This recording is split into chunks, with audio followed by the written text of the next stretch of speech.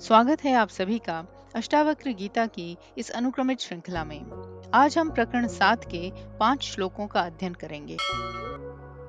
पहले श्लोक का भाव है, मैं अनंत चेतना का महासागर हूँ। इस असीम आत्म सागर में यह विश्व रूपी नौका मेरे ही मन विचारों की वायु से इधर उधर घूमती रहती है।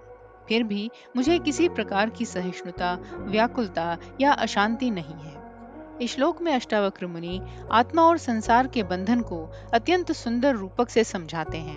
वे कहते हैं, मैं अनंत महासागर हूँ, अर्थात मैं शुद्ध, असीम और स्थिर चेतना हूँ। इस महासागर में यह संपूर्ण विश्व एक नौका के समान है, जो मेरे ही भीतर उत्पन्न विचार वायु से इधर उधर चलती रहती है।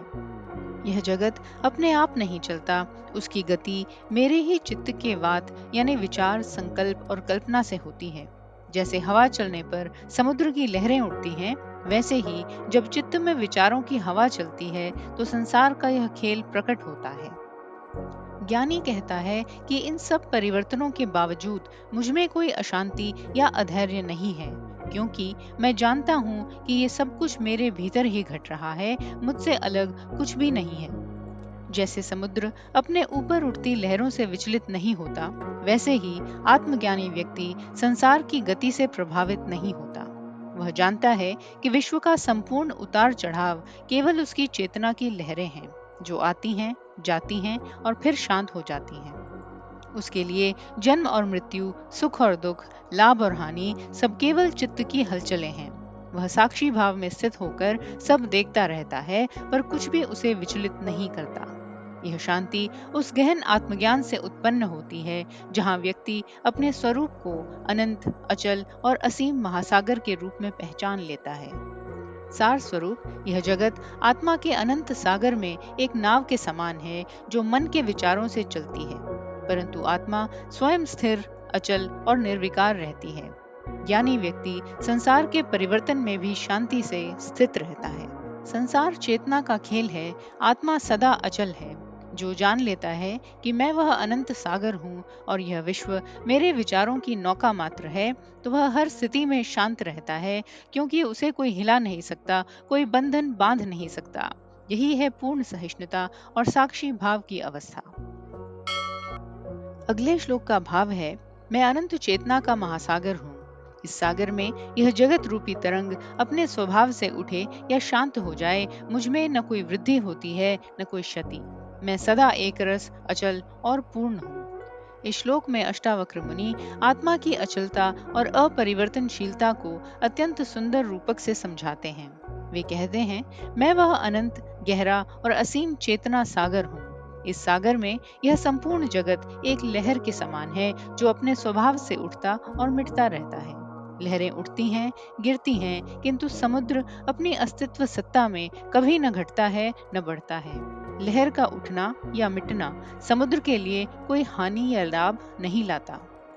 उसी प्रकार यह संपूर्ण विश्व, उसका उत्पन्न होना, रहना और लय होना सभी आत्मा में ही घटते हैं, परंतु आत्मा पर इन परिवर्तनों का कोई प्रभाव नहीं पड़ता। जब कोई व्यक्ति इस सत्य को जान लेता है कि मैं वह सागर हूँ और जगत केवल मेरी लहरें हैं, तो उसके भीतर की सारी चिंता, भय और मोह समाप्त हो जाते हैं, क्योंकि वह अब जान गया है कि जगत का उत्पन्न होना या लय होना केवल एक प्रकृतिगत घटना है।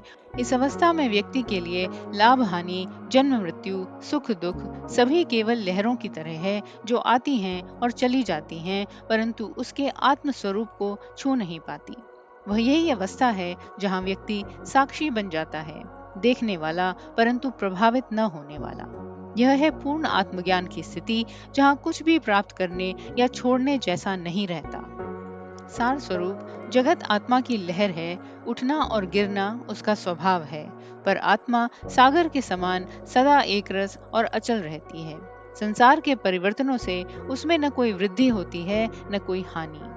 सच्चा आत्मज्ञान यह है कि आत्मा अपरिवर्तनशील है।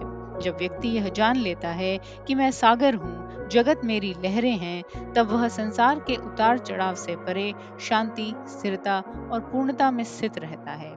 यही अवस्था मुक्ति है, जहाँ न हर्ष है, न विषाद, न वृद्धि है, न हानि, केवल शुद्ध अस्तित्व है। अगले श्लोक का भाव है, मैं अनंत चेतना के महासागर में स्थित हूँ। यह जो विश्व दिखाई देता है वह केवल एक कल्पना मात्र है। मेरा कोई वास्तविक विभाजन या परिवर्तन नहीं। मैं शुद्ध, अति शांत और निराकार आत्मा हूँ और उसी में सदा स्थित हूँ। इस श्लोक में अष्टावक्र बताते हैं कि आत्मा की दृष्टि से यह संपूर्ण विश्व मात्र एक कल्पना है। वे कहते हैं, मैं वह अनंत, असीम, चेतन महासागर हूँ जिसमें यह समस्त जगत केवल कल्पना रूप में प्रकट है।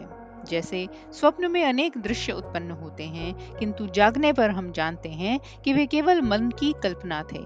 उसी प्रकार यह जगत भी आत्मा के भीतर केवल विचार या कल्पना के रूप में विद्यमान है। यह जगत कोई स्वतंत्र सत्ता नहीं रखता। उसका अस्तित्व केवल आत्मा के साक्षी होने पर टिका हुआ है। इस ज्ञान से ज्ञानी व्यक्ति जान लेता है, मैं ही वह निराकार अति शांत सत्ता हूँ। मैं किसी रूप, नाम या परिवर्तन से बंधा नहीं।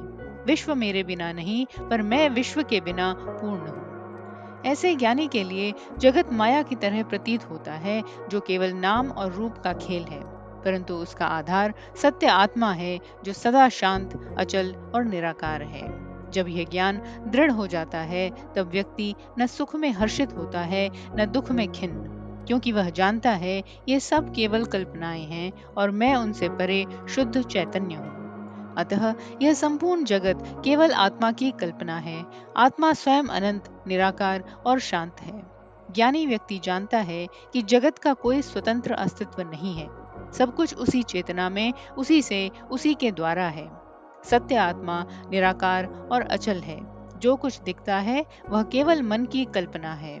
जब मन की यह भ्रांति मिटती है, तब व्यक्ति शुद्ध आत्मा में स्थित होकर पूर्ण शांति का अनुभव करता है, जहाँ न रूप है, न नाम, केवल मौन और अस्तित्व है। विश्व केवल आत्मा की कल्पना है। आत्मा ही शाश्वत सत्य है, जो सदा अति शांत और निराकार है। अगले श्लोक का भाव है, आत्मा न तो भावों में स्थित है और न ही भाव आत्मा में स्थित है। वह आत्मा अनंत और निर्मल है, जो न किसी से जुड़ी है, न किसी से प्रभावित है। ऐसा जानकर मैं आसक्ति, इच्छा और चिंता से रहित होकर पूर्ण शांति में स्थित हूँ।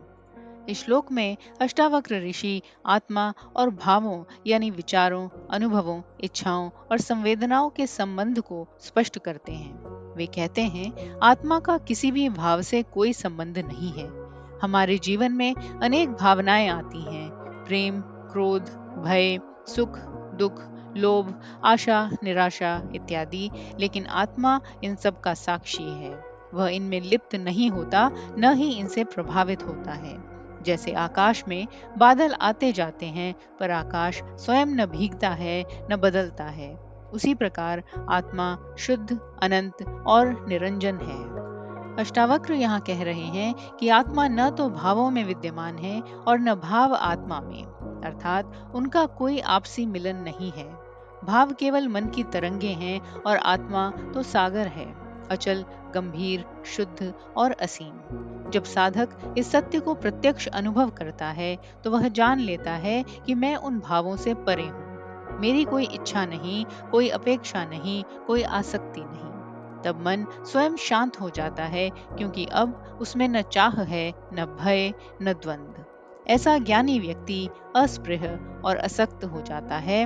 वह आत्मा में स्थित होकर अति शांत हो जाता है, जहाँ कोई संघर्ष नहीं, कोई विरोध नहीं, केवल शुद्ध अस्तित्व है। अतः आत्मा भावों में नहीं और भाव आत्मा में नहीं है। आत्मा अनंत, निर्मल और अचल है। जब साधक यह जान लेता है, तब वह इच्छाओं और आसक्तियों से मुक्त होकर शांति के सर्वोच्च स्तर पर पहुंच जाता है। आत्मा शुद्ध और निर्लिप्त है।